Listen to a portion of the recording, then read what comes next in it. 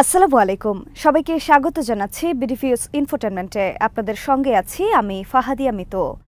গত অক্টোবর মাসের 15 থেকে 16 তারিখ পাকিস্তানের রাজধানী ইসলামাবাদে সাংহাই কোঅপারেশন অর্গানাইজেশন বা এসসিওর 23তম সম্মেলন অনুষ্ঠিত হয়। সম্মেলন উপলক্ষে এসসিওভুক্ত অন্যান্য সদস্য রাষ্ট্রের মতোই ভারতের কিছু সাংবাদিকও ইসলামাবাদ সফরে গিয়েছিলেন। এদের মধ্যে একজন ছিলেন প্রখ্যাত সাংবাদিক বারাখা দত্ত। তিনি সম্মেলনের ফাঁকে পাকিস্তানের প্রধানমন্ত্রী নওয়াজ শরীফের একটি সাক্ষাৎকারও নেন। এই সাক্ষাৎকারে নওয়াজ ভারত ও পাকিস্তানের দ্বিপাক্ষিক সম্পর্ক উন্নত করার ব্যাপারে তার আগ্রহের কথা জানান। কাগজে কলমের হিসেবে পাকিস্তান সরকারের কোনো পদে এই মুহূর্তে নওয়াজ শরীফ নেই, তবে তার বিশ্বস্ত সহচর ও ছোট ভাই শাহবাজ শরীফ এখন পাকিস্তানের প্রধানমন্ত্রী, আর তার মেয়ে মারিয়াম নওয়াজ শরীফ এখন পাকিস্তানের সর্ববৃহৎ প্রদেশ পাঞ্জাবের মুখ্যমন্ত্রী। এই পাঞ্জাবের সাথেই ভারতের সবচেয়ে দীর্ঘ সীমান্ত রয়েছে। নওয়াজ শরীফের ইন্টারভিউটা হওয়ার কথা ছিল তার জাতি ওমরার বাসভবনে, কিন্তু শেষ পর্যন্ত ইন্টারভিউটি তিনি দেন লাহোরে তার মেয়ের সরকারি বাসভবনে। বিস্তারিত জানাবো এবারের প্রতিবেদনে।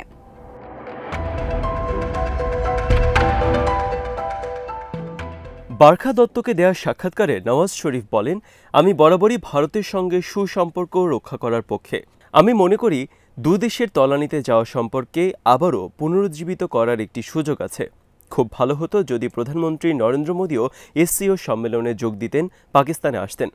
আমি আশা করি তার সাথে আমরা নিকট ভবিষ্যতে আলোচনা করার সুযোগ পাব।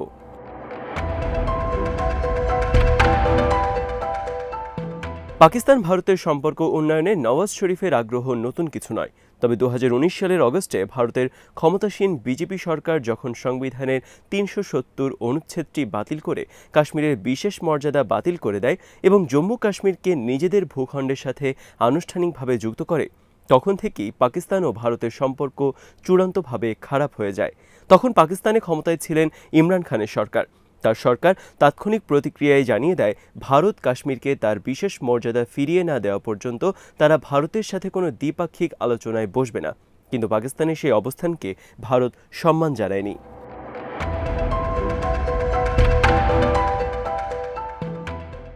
ভারতের গৃহীত কোনো সিদ্ধান্তকে পাল্টানোর সুযোগ নেই পাকিস্তানের। তাছাড়া ভারত কূটনৈতিক ও সামরিকভাবে নিজেদের শ্রেষ্ঠতর অবস্থানের সুযোগ নিয়ে কাশ্মীর ইস্যুতে এই বিতর্কিত পদক্ষেপ নিয়েছে। পাকিস্তান যখন ভারতের সাথে দ্বিপাক্ষিক সংলাপে অনীহা প্রকাশ করে, তখন ভারতও কাশ্মীরে এবং ভারতের অন্যত্র হওয়া সন্ত্রাসী কর্মকাণ্ডের সাথে জড়িত সন্ত্রাসীদের পৃষ্ঠপোষকতার অভিযোগ তুলে পাকিস্তানের বিরুদ্ধে। কূটনৈতিকভাবেও ভারত মোটামুটি প্রোপাগান্ডা চালায়। পাশাপাশি তারা বেলুচিস্তান লিবারেশন আর্মি এবং তেহরিক ই তালেবান পাকিস্তান বা টিটিপির মতো সন্ত্রাসী সংগঠনগুলোকে মদত দিয়ে পাকিস্তানকে অস্থিতিশীল করার চেষ্টা করে।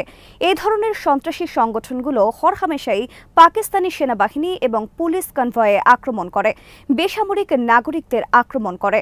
ভারতের এত সব অন্যায়ের পরেও ভারতের কূটনৈতিক প্রোপাগান্ডাই আন্তর্জাতিক পরিসরে বেশি গ্রহণযোগ্যতা পেয়েছিল। মুসলিম দেশগুলোর বিরুদ্ধে বিশ্ব মোড়ল, বিশেষ করে পশ্চিমা দেশগুলোর সংকীর্ণ দৃষ্টিভঙ্গি রয়েছে।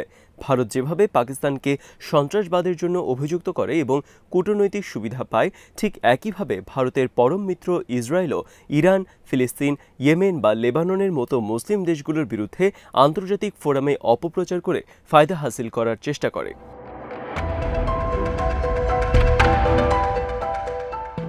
এর আগে গত মে মাসে একটি সাক্ষাৎকারে নওয়াজ শরীফ বলেছিলেন, তার আমন্ত্রণে 1999 সালে ভারতের তৎকালীন প্রধানমন্ত্রী অটল বিহারী বাজপেয়ী লাহোর সফরে এসেছিলেন। দুই দেশের নেতৃত্বে তখন কিছুটা আস্থারও সঞ্চার হয়েছিল, কিন্তু পরবর্তীতে যে লাহোর ডিক্লারেশনটি দেওয়া হয় তা ছিল তৈরি হওয়া সেই বিশ্বাসের সাথে বিশ্বাসঘাতকতা।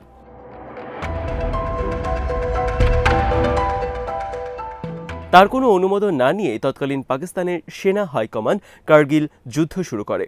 একই বছরের অক্টোবরে তৎকালীন সেনাপ্রধান জেনারেল পারভেজ মোশাররফ রক্তপাতহীন সামরিক অভ্যুত্থানের মাধ্যমে শরীফকে ক্ষমতাচ্যুত করেন। শরীফ গত 4 দশক ধরে ভারত পাকিস্তান সম্পর্কের বিষয়ে তার নমনীয় দৃষ্টিভঙ্গি ধারণ করে যাচ্ছেন।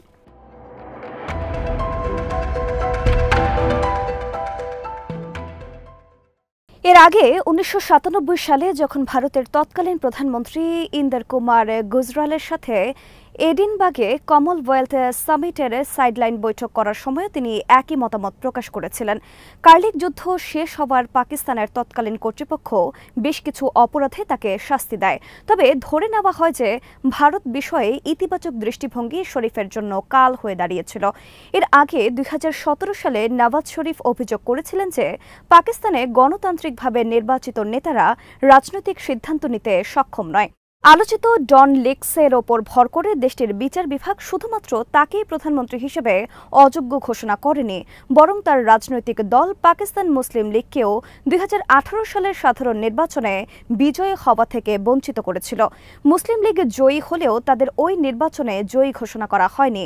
2024 সালের সাধারণ নির্বাচনে যদিও শরীফের রাজনৈতিক দল অন্যান্য রাজনৈতিক দলের সাথে মিলে পাকিস্তানে জোট সরকার গঠন করতে পেরেছে, তবে এবারও তিনি চতুর্থবারের মতো পাকিস্তানের প্রধানমন্ত্রী হবার জন্য যথেষ্ট সমর্থন জোগাড় করতে পারেননি। শেষ পর্যন্ত তাই নওয়াজের ছোট ভাই শাহবাজ শরীফকেই দেশটির প্রধানমন্ত্রী হিসেবে দায়িত্ব নিতে হয়।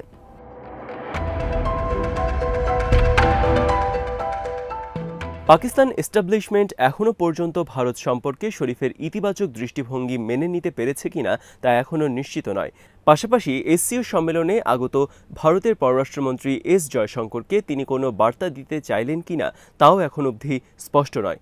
হয়তো এমনও হতে পারে যে পাকিস্তানি কর্তৃপক্ষেরও এখন একটি ইতিবাচক মানসিকতা রয়েছে, আর সে কারণেই নওয়াজ এমনটা বলেছেন।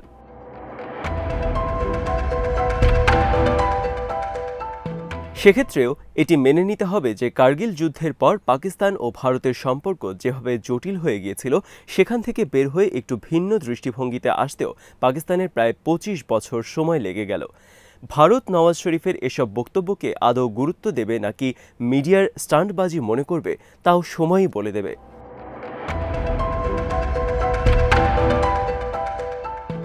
এর আগে 1999 সালে এবং 2017 সালে নওয়াজ ভারতের সাথে সম্পর্ক তৈরির বার্তা দেওয়ায় দুবারই তাকে শাস্তি পেতে হয়েছিল। তাই পাকিস্তান এবারও তার কথাকে আমলে নেবে কিনা তা নিশ্চিত নয়। তাছাড়া নওয়াজ শরীফ পাকিস্তানের আনুষ্ঠানিক কোনো পদেও নেই। পাকিস্তান কোনো বড় সিদ্ধান্ত নিতে চাইলে তা নিতে হবে সে দেশের সরকারকেই। আর দ্বিপাক্ষিক রাষ্ট্রীয় সম্পর্কের ক্ষেত্রে এটি একটি বরাবরই বিবেচ্য বিষয়। দ্বিপাক্ষিক একটি সম্পর্ক গড়তে হয়তো অনেক সময় লাগে, কিন্তু সামান্য একটি ভুলেও দীর্ঘদিনের কষ্টের উপর দাঁড়ানো সম্পর্কটি তাসের ঘরের মতো ভেঙে যেতে পারে।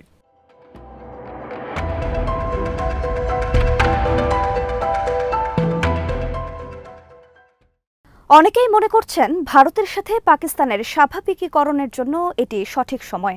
পাকিস্তানে এই মুহূর্তে একটি বেসামরিক নেতৃত্বাধীন সরকার থাকলেও সামরিক এস্টাবলিশমেন্টের প্রতি তাদের পূর্ণ সমর্থন রয়েছে। তাই এই সরকার যদি বড় কোনো সিদ্ধান্ত নেয়, তাহলে তার আর অন্য কোনো কারোর কাছ থেকে অনুমোদন নেওয়ার কোনো প্রয়োজন নেই। শুধু পাকিস্তান নয়, ভারতের জন্য এখন একটি উপযুক্ত সময়, কারণ ভারতও দক্ষিণ এশিয়ায় তার অবস্থান সংহত ও গ্রহণযোগ্য মাত্রায় নিয়ে যেতে চাইছে। 2024 সালের জানুয়ারিতে ভারতের প্রতিবেশী বাংলাদেশে একটি ডামি নির্বাচন এবং গত আগস্টে ভারতের আস্থাভাজন শেখ হাসিনা জনগণের বিপ্লবের ফলশ্রুতিতে ভারতে পালিয়ে যাবার পর ভারতও প্রতিবেশী দেশগুলো নিয়ে নতুন করে ভাবছে। শেখ হাসিনা তার স্বৈরাচারী শাসনামলে ইন্ডিয়া ফার্স্ট নীতি অনুসরণের মাধ্যমে কার্যত বাংলাদেশকে ভারতের একটি ভেসেল স্টেটে পরিণত করেছিলেন।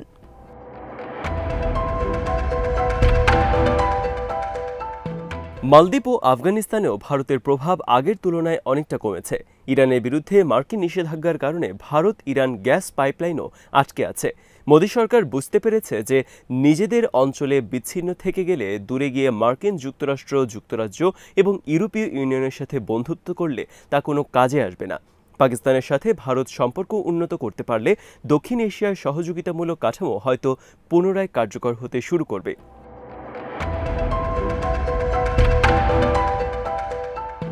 শুধু তাই নয়, দক্ষিণ এশীয় আঞ্চলিক সংস্থা সার্কও তখন সক্রিয় হবে। আঞ্চলিক বিনিয়োগ ও পর্যটন খাতে ভারতের জন্য তখন অবারিত সুযোগ উন্মুক্ত হয়ে যেতে পারে।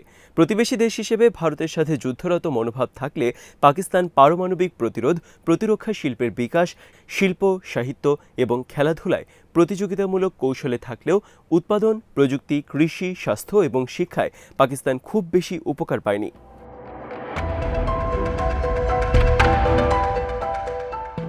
আফগানিস্তানের সন্ত্রাসের বিরুদ্ধে যুদ্ধ বেশ লম্বা সময় স্থায়ী হলেও প্রাথমিকভাবে পাকিস্তান এতে যুক্ত ছিল না। ফলে অনিচ্ছাকৃতভাবেই পাকিস্তান এই যুদ্ধে জড়িয়ে যায়। ফলে পাকিস্তানের অর্থনৈতিক উন্নয়নও ব্যাহত হয়। 2019 সালের অগস্টে ভারত কাশ্মীরের বিশেষ মর্যাদা বাতিল না করলে হয়তো এতদিনে এই দুই দেশের দ্বিপাক্ষিক সম্পর্ক স্বাভাবিক হয়ে যেত। ভারত কাশ্মীরের বিশেষ মর্যাদা বাতিল করার পর পাকিস্তান তীব্র ক্ষোভ প্রকাশ করেছিল ঠিকই, তবে এও প্রমাণিত হয়েছে যে পাকিস্তান এক্ষেত্রে ভারতকে বাধ্য করতে পারে না। এমনকি আন্তর্জাতিক সমর্থন জোগাড়েও ভারত পাকিস্তান ততটা পারদর্শী নয়।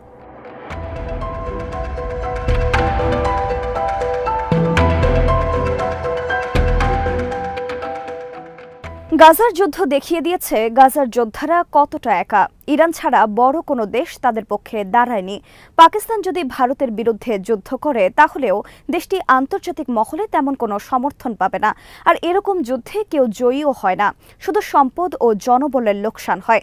আর কাশ্মীরের জনগণকেও বুঝতে হবে যে তারা যদি ভারতের কাছ থেকে স্বাধীনতা চায় তাহলে পাকিস্তানের সাথে না জড়িয়েই তাদেরকে তা আদায় করতে হবে। কেননা পাকিস্তানের ওপর ভর করে কোনো পদক্ষেপ নিলে তা সফল হবার সম্ভাবনা খুবই কম। আজ এখানেই শেষ করছে। সমরাস্ত্র, প্রতিরক্ষা ও কূটনীতির নানা তথ্য জানতে চোখ রাখুন বিডিফিউজ ইনফোটেনমেন্টে। চ্যানেলটি ভালো লাগলে সাবস্ক্রাইব করুন, সংযুক্ত থাকুন আমাদের ফেসবুক পেজে। আল্লাহ হাফেজ।